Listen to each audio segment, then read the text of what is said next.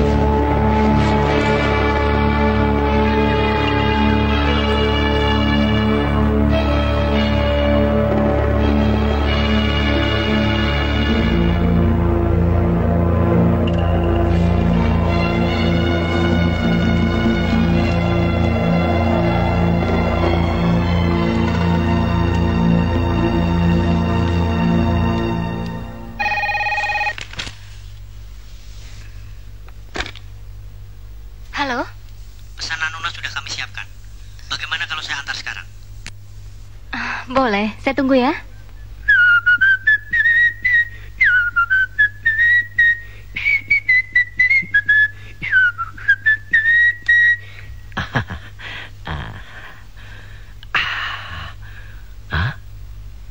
Don't disturb.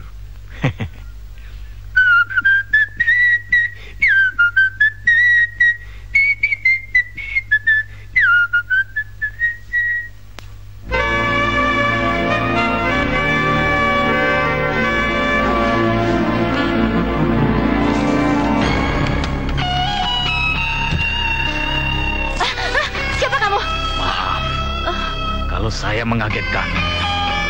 Saya hanya mengantarkan surat ini.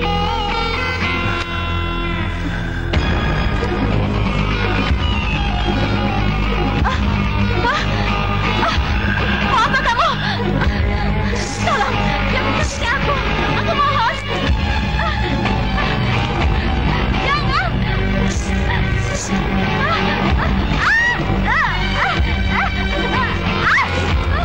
Aku mohon jangan.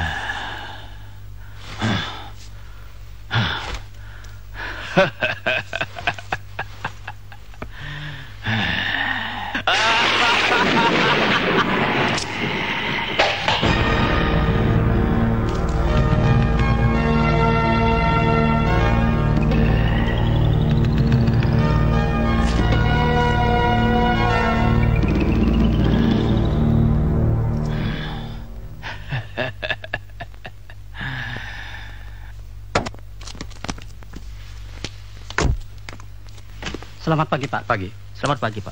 Ada yang bisa saya bantu? Kalau saya boleh tahu, kamar 105 di sebelah mana? Sebelah sana, Pak.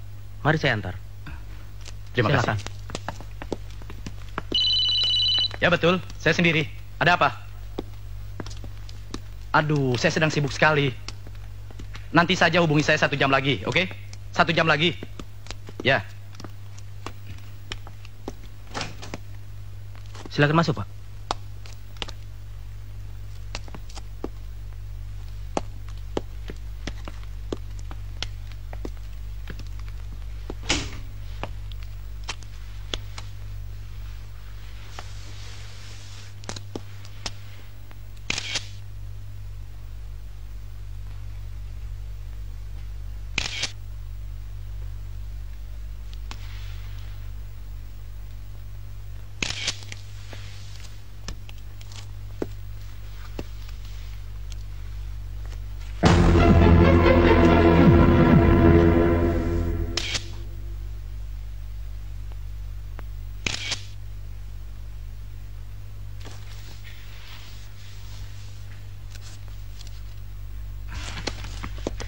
Saya rasa ini bukan milik korban. Ini ancaman si pembunuh untuk korban sebelum meninggal.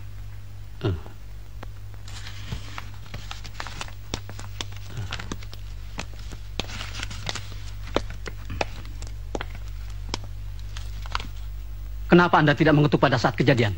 Kami tidak berani. Karena pelampang bertuliskan Don't Disturb. Itu menurut peraturan di hotel kami, Pak. Lantas? Menurut peraturan di hotel kami, selama 24 jam, pelampang tidak berganti tulisan. Kami dari pihak hotel wajib untuk mencurigai penghuni kamar tersebut, Pak. Ketika Anda memasuki kamar hotel, apakah pintu dalam keadaan terbuka atau tertutup? Tertutup. Jadi Anda telah menyentuh handle pintu itu setelah pembunuhan ini terjadi? Tapi saya disuruh atasan saya, Pak. Siapa atasan Anda? Pak Hendrawan, Pak. Temui saya dengan dia. Baik, Pak.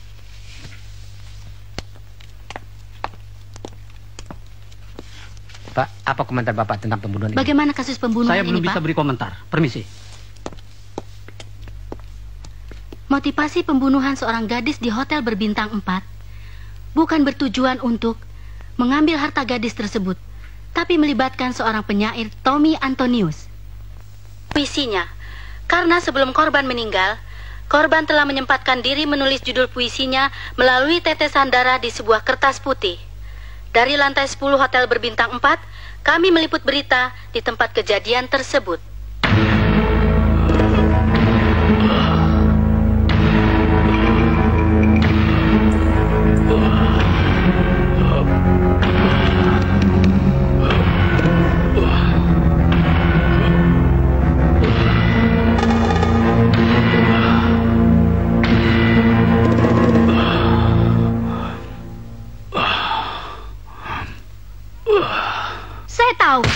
Tapi bukankah rancangan itu sudah disetujui oleh Pak Edifong? Saudari sebagai asisten saya bertugas menjalankan struktur program yang saya berikan. Jangan mengira itu gampang. Menjual itu tidak mudah. Saya tahu dan tentu Anda juga sudah tahu bahwa tujuan Bapak Edifong bukan hanya sekedar berproduksi lalu menjual, tapi harus beruntung. Baik, saya mengerti. Saya berjanji akan menjalankan struktur organisasi Mitra Abadi sesuai dengan program Anda. Ya, itu yang saya inginkan. Karena Mitra Abadi hanya terdiri dari beberapa mesin dan sejumlah karyawan kecil yang bertujuan untuk kaya, bukan sekedar memberi kesempatan berkarya dari segelintir orang-orang idealis. Baik, kalau memang ini semua telah didasari oleh kesalahan saya minta maaf. Permisi.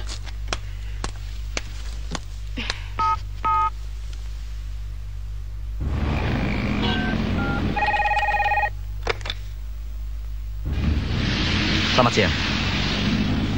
Bisa bicara dengan Tommy Antonius? Ya, ini saya sendiri. Apa kabar, Bung Tommy? Maaf kalau saya mengganggu Anda. Oh, tidak apa-apa, Pak. Ada yang bisa saya bantu, Pak? Bung Tommy, ada sesuatu yang serius yang melibatkan diri Anda. Saya ingin menjelaskannya kepada Anda dari... Begini, Bung Tommy. Kalau bisa Anda datang ke kantor saya sebelum waktu Anda mengajar. Oke? Oke, baik, Pak. Saya akan segera ke sana.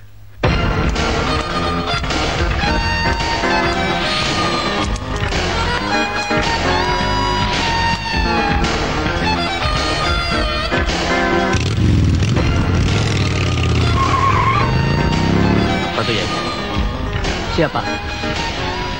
Sebulan yang lalu Anda pernah ditugaskan mengamankan buruh mitra abadi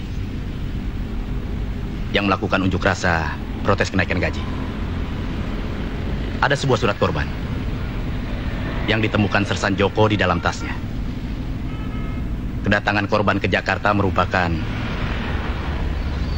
tugas dari Eddie Fong ke mitra abadi. Menurut penyelidikan saya sebulan yang lalu, Eddie Fong dikenal oleh kalangannya sebagai diktator. Kalau begitu, Anda temui saudara Eddie Fong. Mungkin beliau lebih mengetahui identitas dari korban. Pokoknya pesanan kamu beres.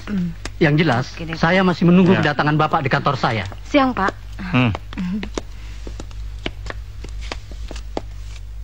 Permisi. Silakan.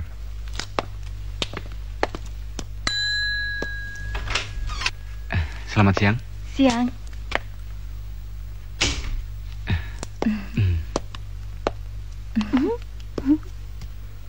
Selamat siang. Siang. Sila mana? Ada di ruang rapat.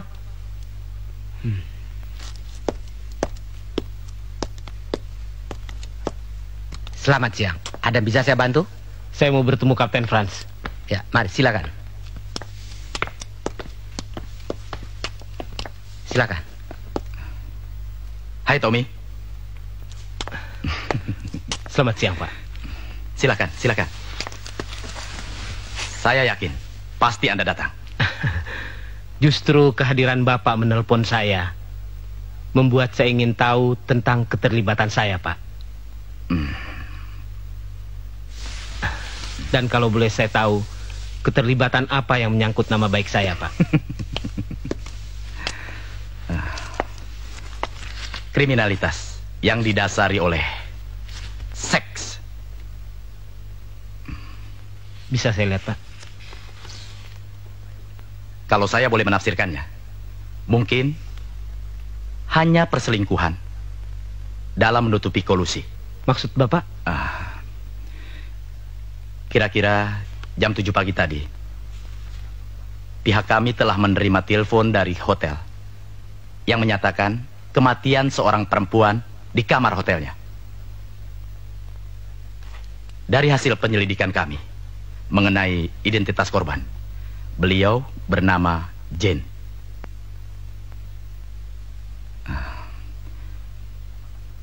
Apakah Anda mengenalnya? Dari sekian banyak saya berkenalan dengan wanita, saya tidak pernah menemukan gambar ini dan nama yang tadi. Tapi dari hasil pemeriksaan kami, korban telah menulis judul puisi Anda dengan tetesan darahnya.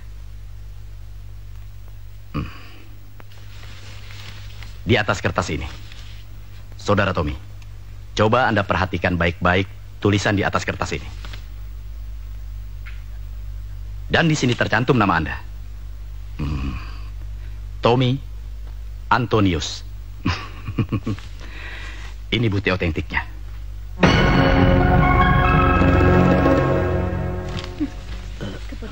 Permisi.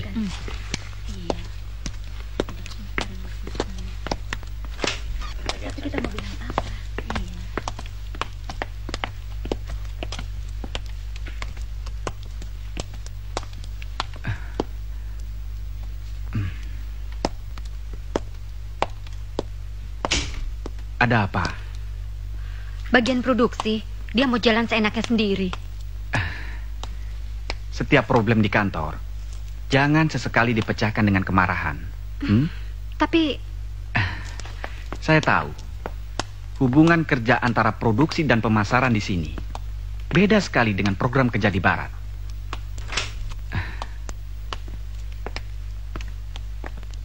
Sebagaimana kamu pernah studi di sana, sedangkan kita di sini, kita tidak pernah mengenal perbedaan kelas antara buruh dan majikan. Iya kan? Namun, sekarang ini telah terjadi suatu keharmonisan antara atasan dan bawahan dalam meningkatkan struktur organisasi di dalam perusahaan ini. Saya rasa memang begitu, Sil. Andai kata semua warga negara telah menghayati Pancasila, mungkin negara ini akan menjadi sepotong surga di muka bumi.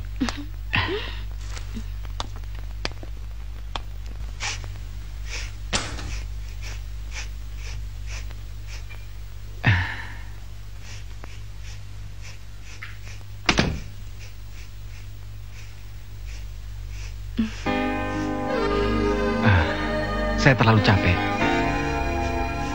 Mungkin kita bisa melakukannya besok atau lusa. Kamu bukan capek, tapi kamu terlalu lelah karena kamu banyak berkorban memikirkan apa yang kita inginkan. Hingga kamu lupa, di balik kelenturan tubuhmu terdapat sebuah kenikmatan.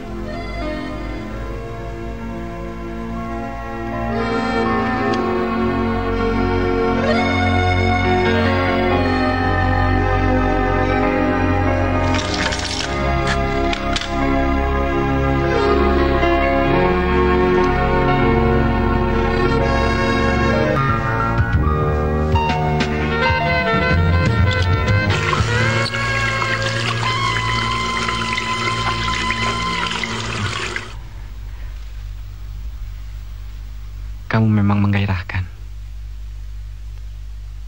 Motivasi pembunuhan seorang gadis di hotel berbintang 4 bukan bertujuan untuk mengambil harta gadis tersebut, tapi melibatkan seorang penyair, Tommy Antonius.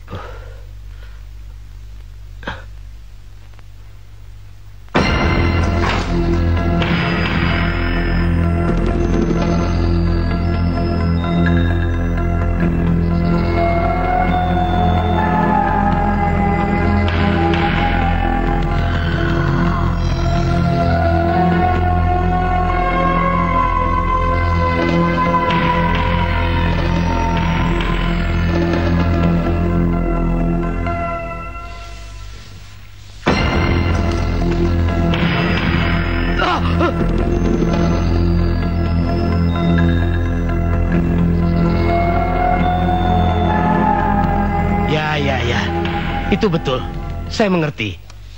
Tapi alasan itu tidak bisa saya terima begitu saja. Begitupun kami tidak mau menerima risikonya. Risiko? Risiko apa? Tentang kasus pembunuhan wanita yang melibatkan nama Anda sebagai tersangka. Bagaimana? Itu benar. Sebagai kepala cabang di Surabaya, Jenny memang punya dedikasi pada pusat mitra abadi yang saya pimpin. Oleh karena itu, saya menaikkan jabatannya sebagai wakil saya di pusat. Tentang hubungan saya dengan dia, itu tidak lebih antara atasan dan bawahan. Saya mau tahu, sejauh mana eksistensi Anda menilai Jen punya dedikasi yang tinggi? Hah? Sehingga Anda menarik korban ke pusat mitra abadi sebagai wakil Anda tentunya. Yang pertama, latar pendidikan beliau MBA. Secara administrasi, pekerjaannya cukup memenuhi persyaratan di mitra abadi. Keuletan dan intuisinya cukup baik. Setahu saya, dia tidak punya banyak musuh. Wanita lembut, terkesan sopan santun pada bawahannya. Dia percaya diri, ulet, dan loyal pada siapapun. Baiklah.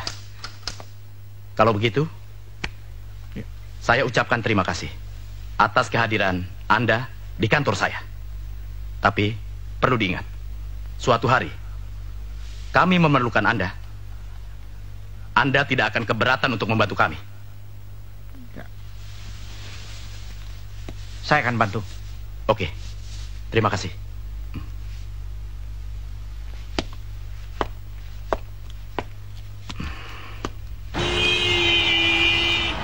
Sila, saya baru saja diinterogasi oleh pihak kepolisian.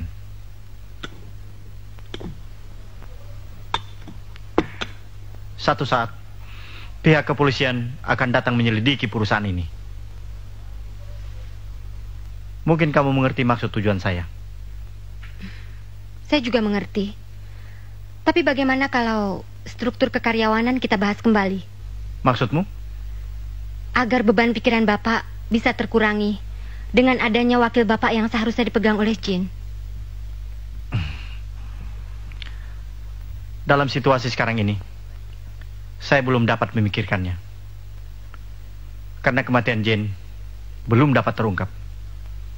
Kamu harus tahu itu, ya? Iya, Pak.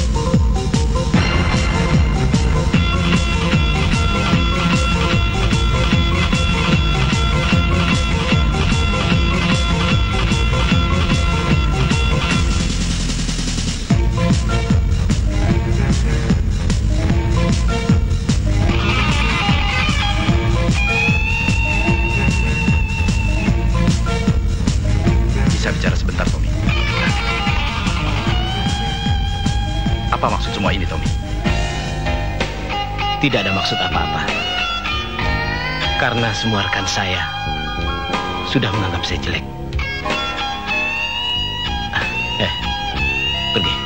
Pergi.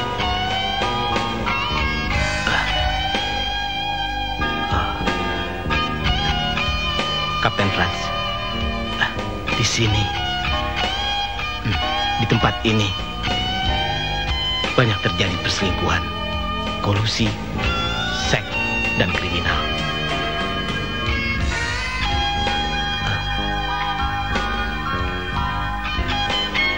Kenapa bisa begitu? Di sini pula saya mendapatkan ungkapan puisi saya. Dan selanjutnya saya tidak tahu. Kenapa kamu tidak tahu? Karena itu hanya sebuah ungkapan. Namun penafsirannya lain. Jadi itu maksud puisimu? Ya, karena puisi adalah karya sastra, sehingga memerlukan disiplin berpikir yang ketat. Motif kembang antara motif bunga ros dan kupu-kupu serta garis restorasinya merupakan satu karya cipta pembaharuan. Khususnya bunga ros. Oh ya? Iya. Dari berbagai jenis batik, bunga ros adalah keindahan, kasih sayang bagi setiap orang yang diberikan. Sebentar, saya ambilkan resepnya.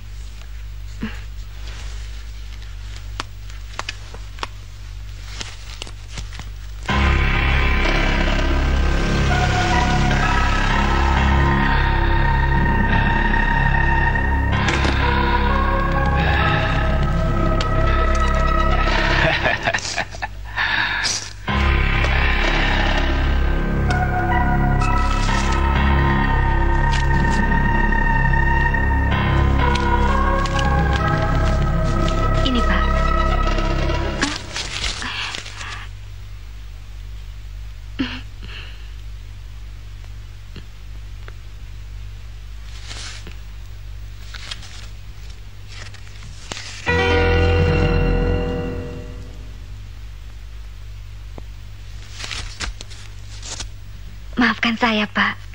Tidak apa-apa. Ini juga merupakan suatu keindahan. Keindahan yang kita rasakan akan menimbulkan suatu kenikmatan.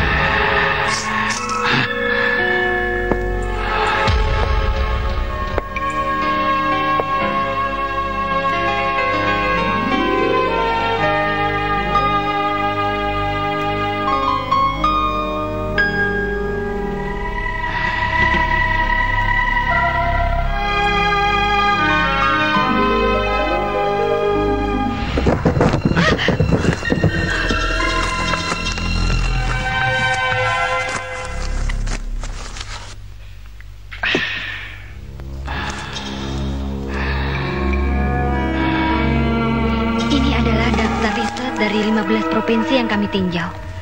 Nilai komersilnya juga banyak digemari oleh kaum wanita dibanding dengan jenis batik motif kupu-kupu. Begitu, Pak.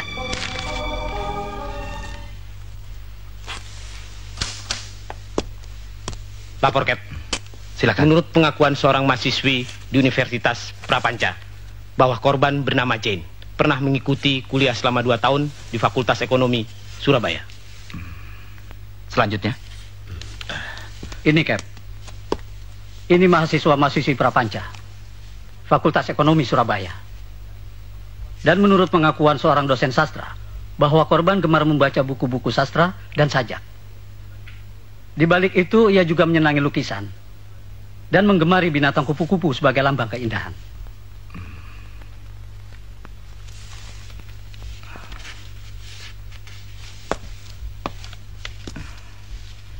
Tampaknya korban mendesain kupu-kupu ini bukan untuk dijadikan lukisan, melainkan sesuatu konsep yang dikomersilkan melalui benda. Itu benar, Pak. Karena menurut pengakuan si dosen, korban pernah mengirim surat pada saudara Tommy Antonius untuk bertanya tentang falsafah kupu-kupu. Dengan melalui rekomendasi dari dosennya itu, Pak.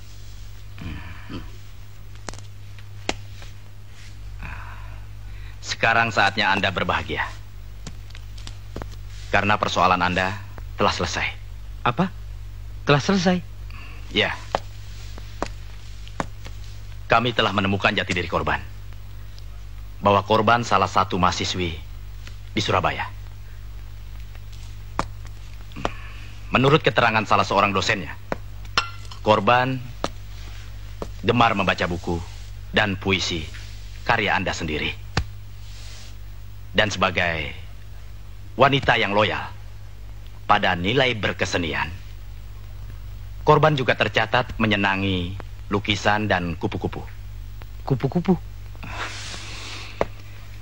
Sebab itu, seorang dosen memberikan alamat Anda di Jakarta.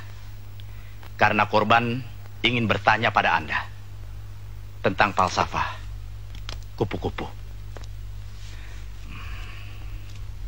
Tommy, dalam hidup ini,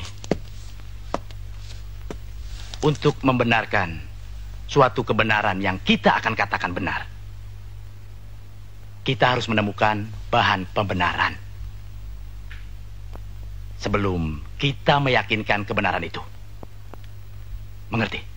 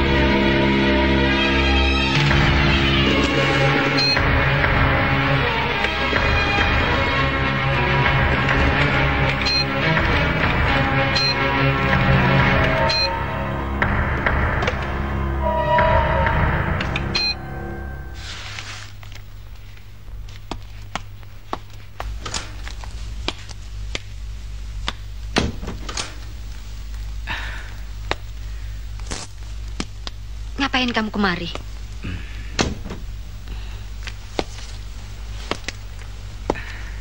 Sila. Oh, jangan, Renaldo. Di sini bukan tempatnya. Berupa apapun tempatnya, itu merupakan kenikmatan.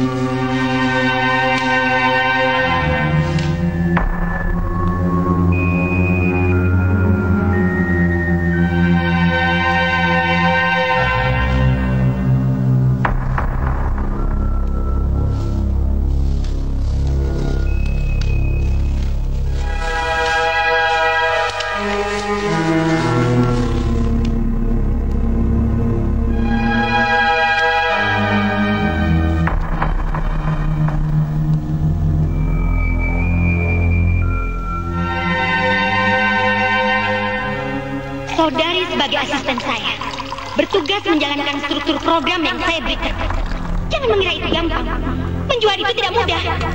Saya tahu, dan tentu Anda juga sudah tahu, bahwa tujuan Bapak Edifong bukan hanya sekedar berproduksi lalu menjual, tapi harus beruntung. Baik, saya mengerti. Saya berjanji akan menjalankan struktur organisasi Mitra Abadi sesuai dengan program Anda. Ya, itu yang saya inginkan. Sesuai dengan program Anda. Ya, itu yang saya inginkan. Karena Mitra Abadi hanya terdiri dari beberapa mesin dan sejumlah karyawan kecil yang bertujuan untuk kaya, bukan sekedar memberi kesempatan berkarya dari segelintir orang-orang idealis.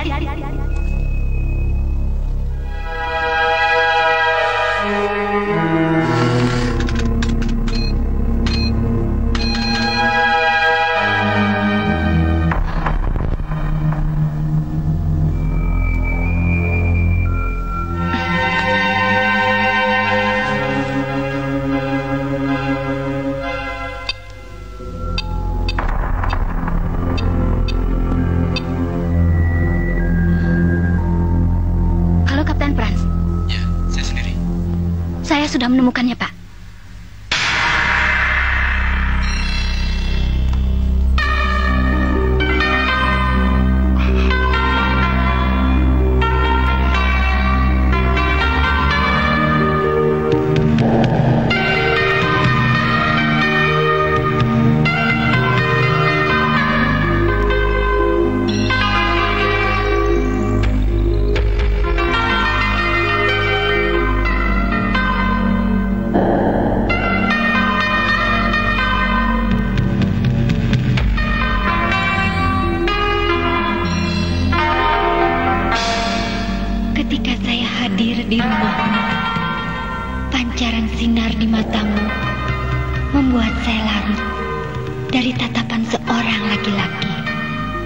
Saya juga terlarut ketika fotomu terjatuh pada cita rasa lelaki, sehingga membuat saya terkungkung dalam sentuhan. Apakah Bapak menginginkan cinta pada saya? Kalau memang cinta itu datang, maka yang bercinta pun akan larut dalam perasaan, sentuhan, dan cinta. Bukankah begitu, Sila? Bila saatnya tiba, cinta itu akan datang pada keindahan yang berbeda. Dan saya suka bercinta.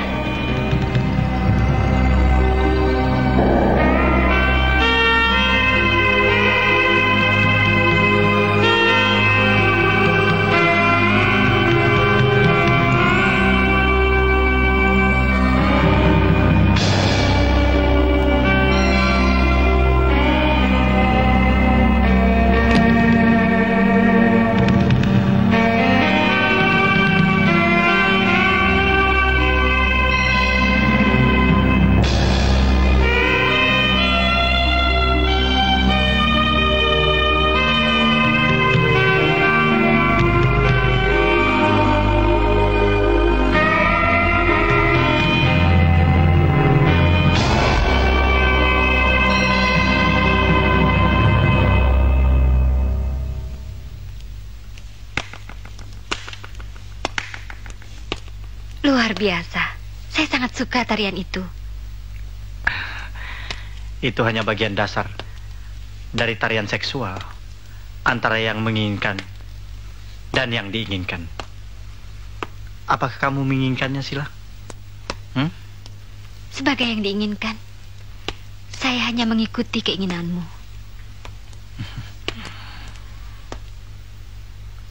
Sila.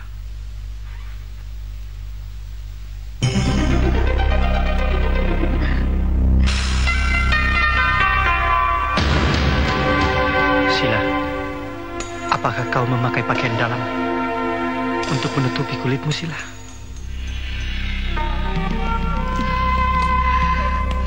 Perlu Anda tahu bahwa kehadiran saya malam ini ke rumahmu tidak mengenakan pakaian dalam. Mari kita mulai.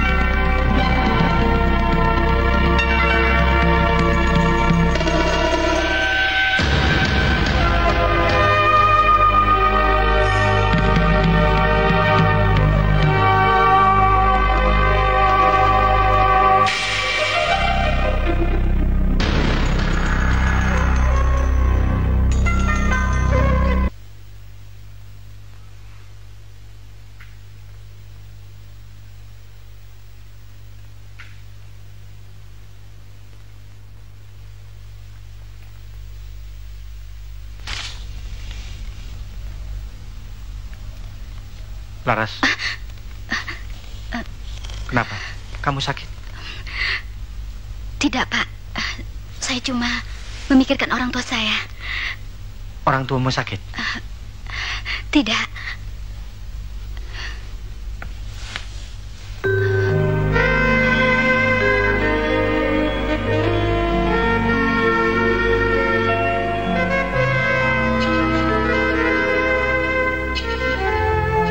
Laras, saya tahu perasaanmu. Bahwa di balik sinar matamu terdapat suatu kenikmatan.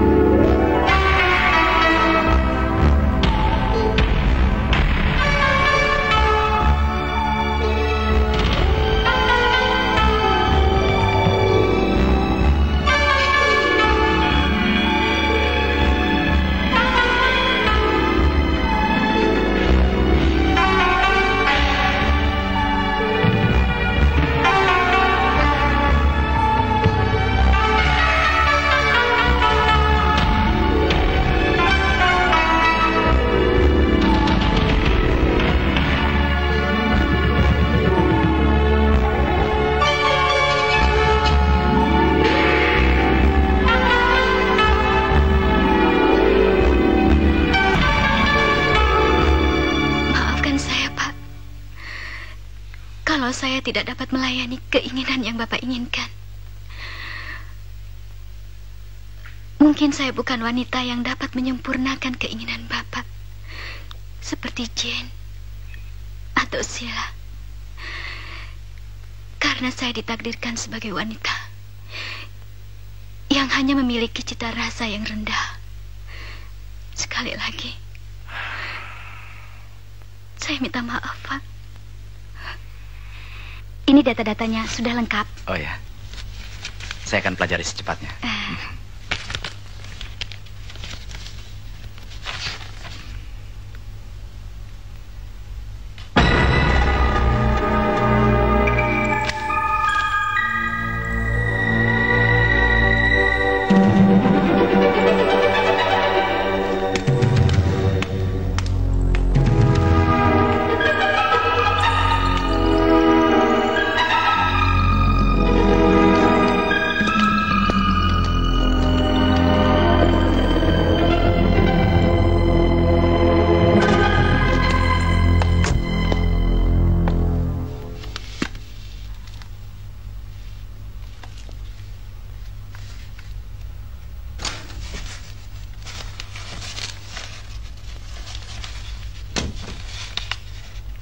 Ini, Bu.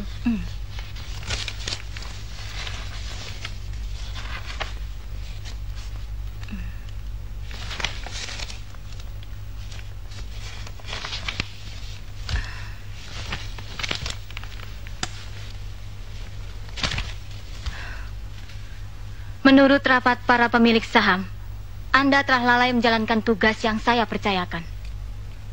Maksud Ibu? Begini.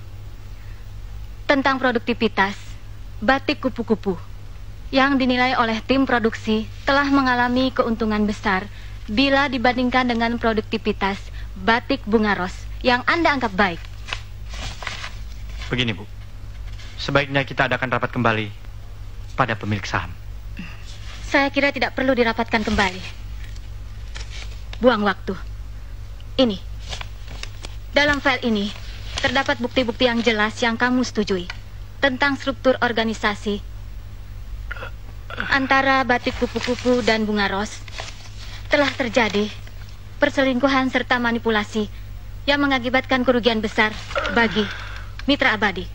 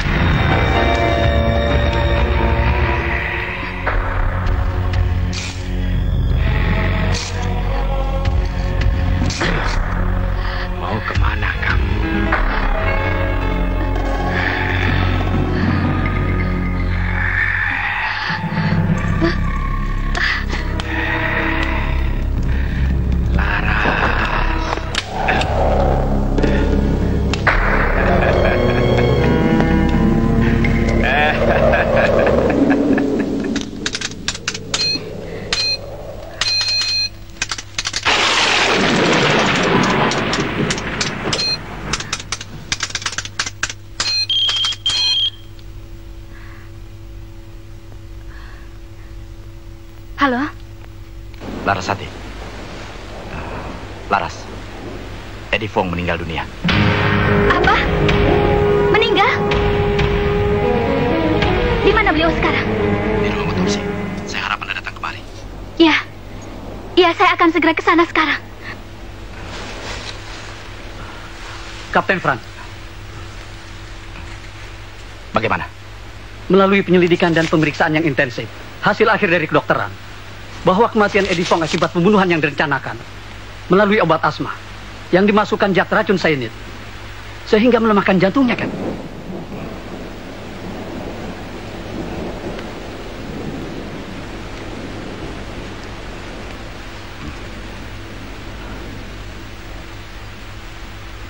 Kalau begitu, Renaldo. Peltu, ya? Iya, Cap. Siapkan anak buahmu. Lalu datangi tempat Renaldo. Siap, Cap. Kerjakan. Kerjakan.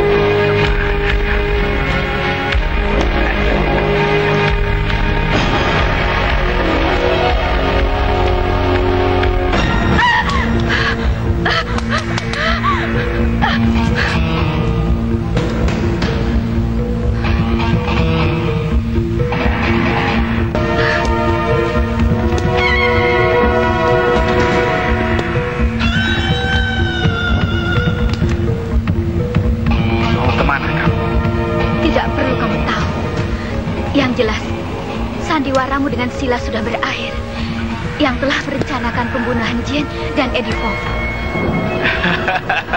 Belum. Masih ada satu lagi yang belum terselesaikan. Satu lagi. Sewaktu kamu melihat saya bercumbu dengan Sheila di toilet, bukankah kamu merasakan kegairan itu? Sekarang, di rumahmu ini hanya ada kita berdua.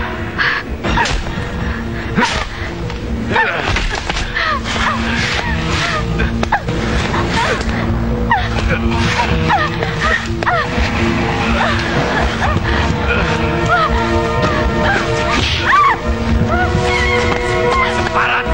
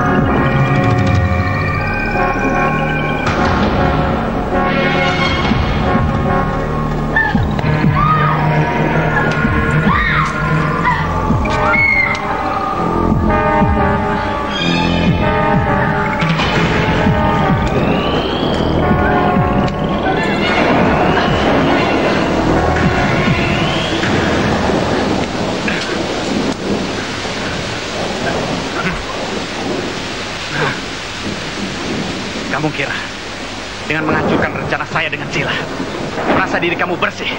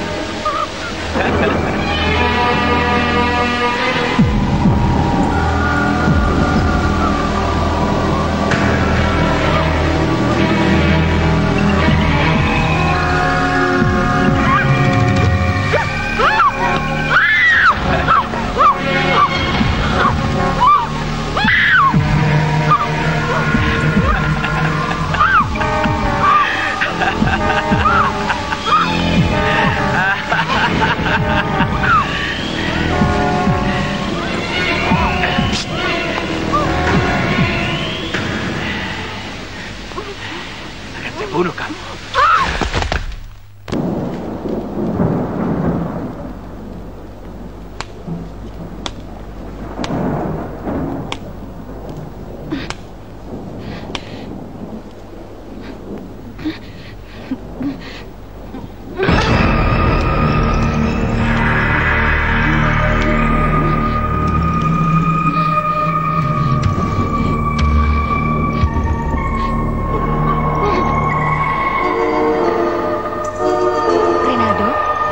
Hasil transfernya.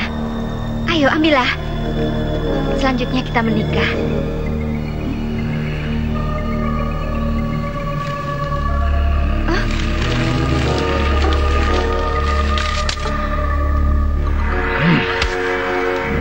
Kamu kira aku bangga menikah dengan seorang pelacur seperti kamu yang hanya bisa menjual diri untuk menjadi cepat kaya? Fernando, kenapa kamu mabuk?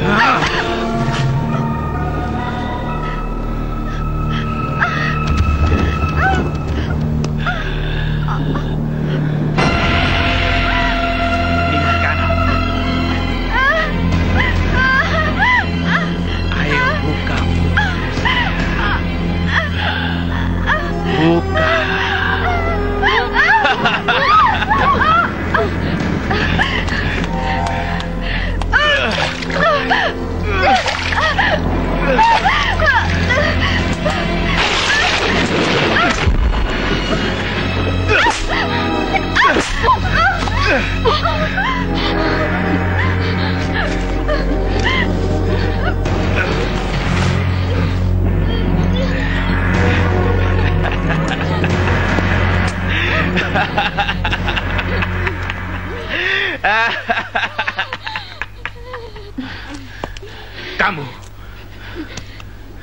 Dan kamu, munafik. Kalian semua munafik. Tidak ada satupun di antara kalian yang dapat dipercaya. Karena semuanya merupakan panggung sandiwara. Itulah kalian.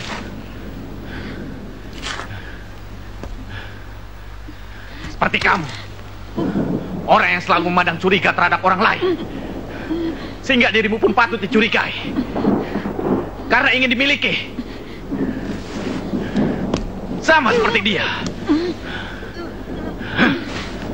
Karena tidak percaya diri, maka terlalu gampang untuk melepaskan cintanya untuk berselingkuh terhadap orang yang punya jabatan serta uang.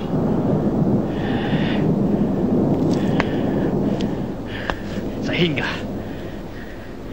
ia bisa melupakan kekasihnya.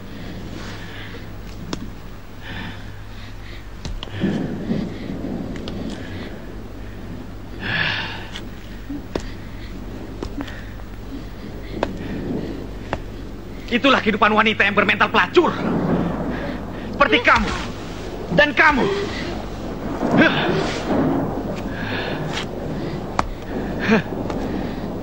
Jane, Eddie Fogg adalah bagian korban dari saya. Dan malam ini pula, titik kehidupan kalian berdua ada pada saya.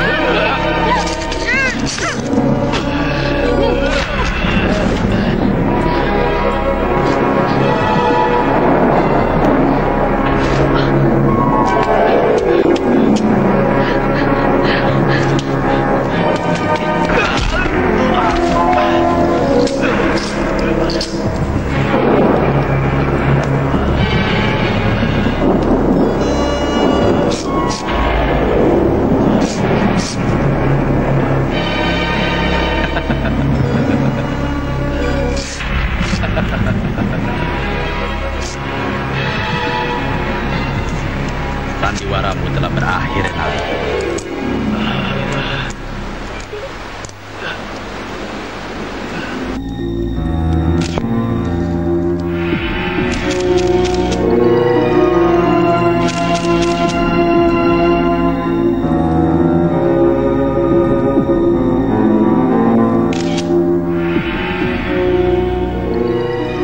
Apa pendapat Bapak setelah terbongkarnya kasus pembunuhan 3 nyawa ini, Pak? Mengakhiri kasus pembunuhan 3 nyawa dengan berbagai bukti-bukti otentik adalah sebuah rencana yang dilandasi kekerasan seks dan kriminal. Atas dasar dendam pribadi akibat latar belakangnya, maka melalui pemeriksaan akhir kami berkesimpulan bahwa sesungguhnya Renaldo adalah seorang lelaki penderita psikopat.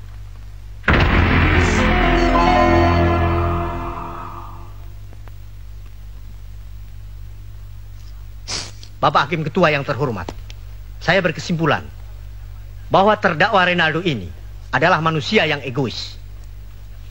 Setiap melihat perempuan, lalu timbul rencana jahatnya untuk menyingkirkannya. Lalu... Tidak, saya tidak mendiskriminasi. Saya bukan mendiskriminasi. Saya tidak Bapak mendiskriminasi. Saudara penuntut umum, biarkan dia bicara, mengungkapkan perasaannya. Saya tidak pernah sedikit pun terlintas dalam benak saya untuk mendiskriminasikan wanita. Karena saya lahir dari seorang wanita. Bahkan saya pernah mencintai seorang wanita. Karena wanita sebagai tombak untuk menumbuhkan rasa kasih sayang pada seorang laki-laki.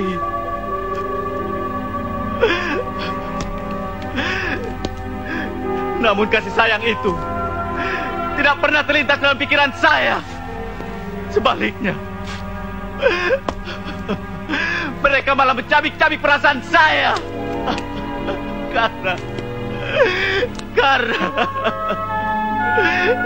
Karena mereka tidak memiliki cita rasa.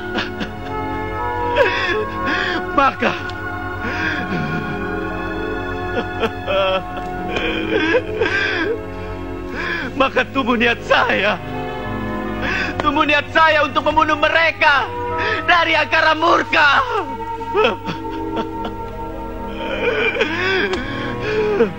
Bukan diskriminasi, tapi menuai bencana dari sisi kehidupan seorang wanita dari akar murka. Karena mereka lupa bahwa sesungguhnya laki-laki itu adalah program perlindungan mereka. Dan sebagainya.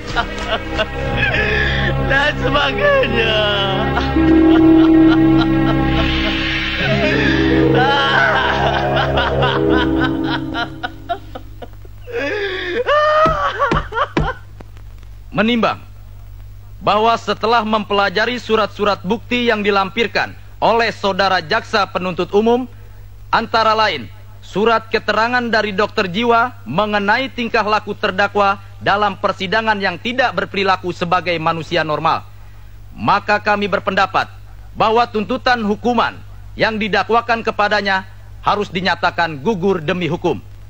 Memperhatikan pasal-pasal dari undang-undang yang bersangkutan, memutuskan menyatakan bahwa terdakwa Renaldo terbukti bersalah melakukan pembunuhan terhadap 3 orang. Akan tetapi, dia tidak bisa dihukum. Dan kami memerintahkan kepada jaksa penuntut umum agar kepada terdakwa diserahkan kepada rumah sakit jiwa.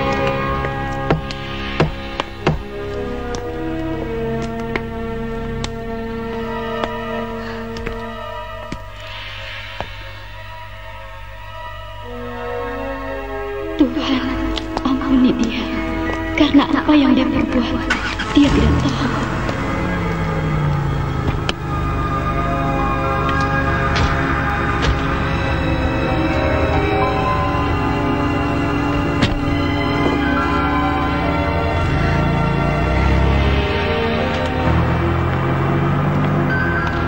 Laras, saya telah merasakan bahwa kita lupa tentang cita rasa.